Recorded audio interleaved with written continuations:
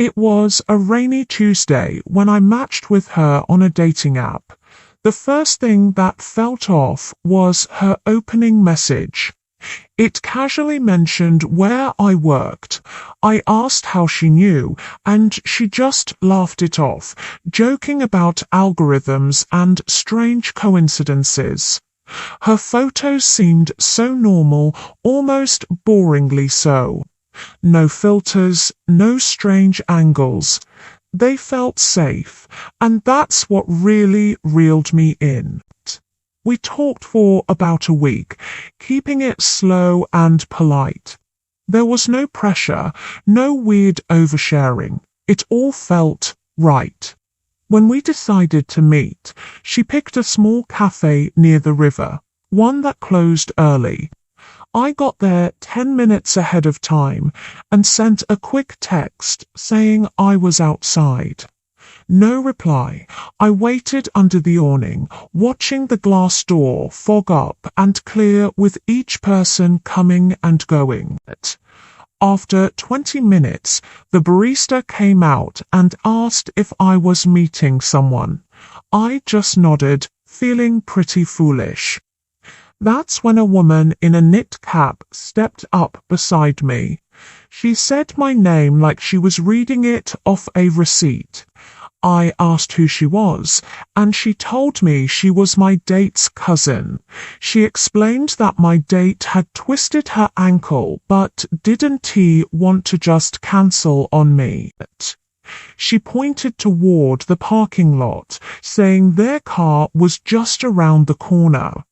I pulled out my phone and said I'd just reschedule for another time.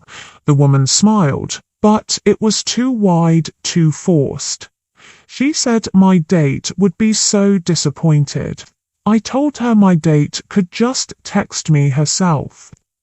The woman said her phone died, and she stepped a little closer. The air filled with the smell of wet wool and strong mint gum, and my stomach just twisted into a knot. I said no again, and tried to move toward the cafe door. For a long, silent moment, she just stared at my face, as if she were memorizing every detail. I walked as fast as I could to my car, locking the doors the second I got in. In my side mirror, I could see her, still standing under the awning, just watching me drive away.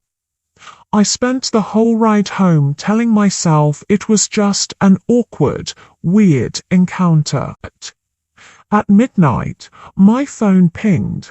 It was a message on the app from my date, asking why I'd left. I replied that her cousin had shown up instead. The response was instant. I don't have a cousin. Then silence. I was wide awake when the security alerts started rolling in. First my email, then social media, then my cloud storage. I changed all my passwords with shaking hands. By morning, her dating profile had vanished. At lunch, I got a text from an unknown number. It said, "You should have trusted family." I blocked it. An hour later, another number sent the exact same message. Then another one came through, using my full name, middle initial and all. That night, I heard a single, loud knock on my apartment door. Then another, even harder. I looked through the peephole, but the hallway was completely empty. I didn't open the door. I just listened as footsteps slowly retreated down the stairs. The next day, I called the cafe. They said no one matching her description worked there or had been waiting inside. But the manager did mention seeing someone standing outside for almost an hour before I even arrived. I went to the police, feeling stupid as I tried to explain what was happening.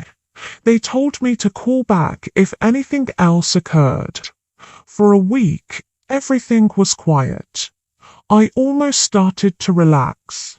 Then one night, taking out the trash, I saw a folded piece of paper taped to the bin. My name was written on it in big block letters. Inside was a photo of me from that day, standing under the cafe awning, staring at my phone. The picture was taken from across the street. On the back was a single word I didn't recognize. I didn't sleep at home after that. Months went by. The constant fear eventually faded into a dull background hum. I convinced myself it was all over. Then, one day, I was clearing out old accounts and accidentally matched with someone. The profile picture was just a blank grey circle.